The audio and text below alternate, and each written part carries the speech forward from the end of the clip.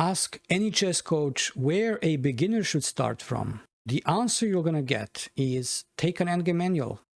It sounds strange indeed, but after this lesson it is going to be an obvious fact. Let's waste no time and look at the board. Thinking from beginner's perspective, probably they would spot that black's bishop is defending their isolated, theoretically weak pawn. Now, is that a good thing, having a bishop guarding own pawns in an endgame? Many of those that I know would say it's not a good thing, it's a great thing. And since I'm talking about it, you're probably guessing that it's completely opposite. That bishop would have been much better being able to attack, in this case, the e4 pawn, than babysitting their own. Except of the e5 pawn, there is the one on h7. Let's keep an eye, since currently we have no way to get to it. Now, among those other pawns, there is a backward one on c6, far away from our pieces. Initially, we're just putting it in our basket, not necessarily buying.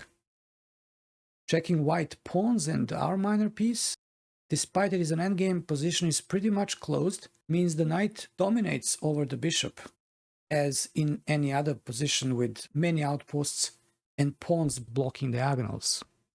White has two isolated and one backward pawn as well, but all those are impossible to fall under attack in any realistic future, with black having such a terrible bishop, of course. Finally, white king is better, far better than black's, as it is more advanced and threatening to become a dangerous attacker if it gets into the enemy's camp on f5. Okay, enough with the prologue. The question is, what to do here? And how studying an endgame like this helps a beginner to understand and play better chess. I bet you can recall being in a situation not knowing what to do in a middle game just after finishing your piece's development. And that's where understanding this type of endgame kicks in. Now, first thing to do is just connect the dots and conclude using basic logic. What is our best target? Once that's done, put your pieces to work together, attacking the weakest target. Applied in this position, we should think of all weak spots in our opponent's camp and see how it is possible to attack a single target with both of our pieces. Using more pieces is always preferred when attacking. The weak pawn closest to your pieces is e5, and the knight won't have a problem targeting it. It is actually already targeted. But your king cannot get to f5, unless allowed by the enemy's king. Can't really hope that, your opponent is going to just invite you into their camp. So how about forcing them to? In other words, how about stretching their defense, making their king busy doing another urgent thing, allowing your king, of course, that way to enter f5, after which the most of your plan is accomplished and the game nearly winning. Take a couple of minutes to think it through, come up with a solution, and then continue with the video. It is always better when you actively engage than just passively watch and listen to the story.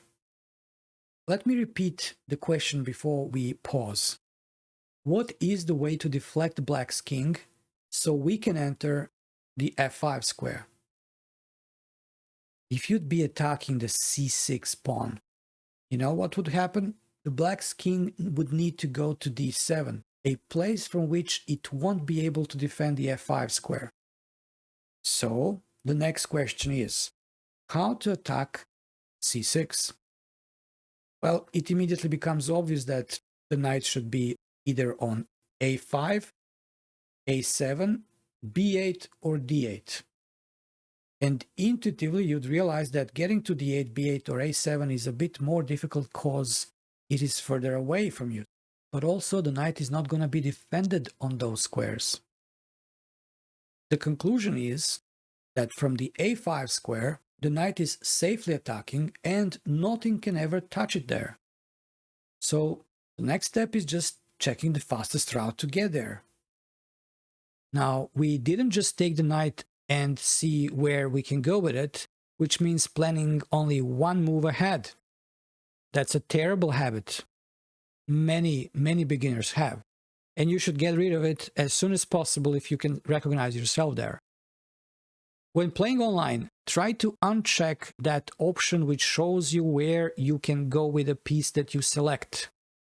It is only developing that terrible habit.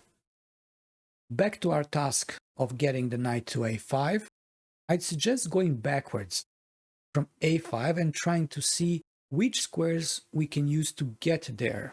Square b3 looks like almost the only one, and to b3 we can get from, say, c1, and then from c1 in 3 moves we are on g4. Overall, 5 moves needed. In this type of position, number of moves is not of any significance, as black is so passive that there is nothing for them to do. There is absolutely nothing that black can try even. And since nothing is stopping us from conducting the plan, nor it has any possible negative effect on our position, no drawbacks, let's play it out. So we'll have knight f2, king e6, knight d3, king f7, knight c1, king e6, knight b3, bishop f8. You can choose something else for black, doesn't matter.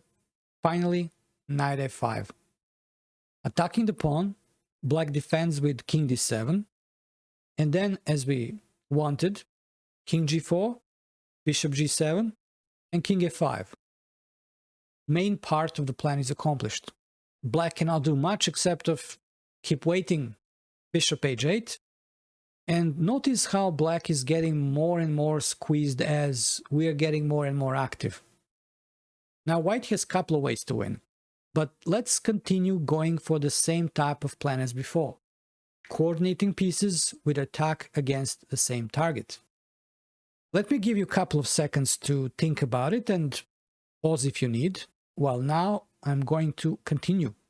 The only target that can be put under pressure by 2 pieces is the e5 pawn. Since the king is already attacking it, what we need to do is quite simple and obvious: navigate our knight back to a square from which it would be attacking the e5 pawn again. Now, realistically speaking, we can put pressure on e5 via d3, f3, and g4. And the d3 seems to be the closest to the knight, so let's see how to get there. It is possible via c1 or b2. And the first is easier for our knight to reach, so knight back to b3, then c1 and d3, after which the pawn falls. Let's see that on the board. Knight b3, bishop g7, knight c1, king e7, knight d3, king d7. There was nothing for them to do, so we finally win the e5 pawn, king c7, king e6, and it's all over. So, how this endgame is related with your middle games and even openings, and why should you study these endgames instead of studying other things? Well, what you could see here is planning, and planning is the essence of the opening and middle game phase as well. Otherwise, your moves have no sense and meaning. Unless your opponent really blunders huge, you can't really win an endgame without planning. If you are a strong chess player, you will have a plan behind every played move. It's not the same with a beginner. And being a beginner, if you'd learn to play moves with a plan behind, which you did in this endgame, you'd make a great step forward and chess starts to make more sense. It becomes easier to play and I guess more joyful. That's completely opposite thing than what you get studying the openings. You know, without knowing the reason behind so-called the best move, the book move, the engine's move. For the same reason, a beginner gets no help from using the engine. That kind of practice can even confuse them more. Now, this endgame example just lights up a discussion, and I'd like to hear what's your take on this matter. In the comment section, of course.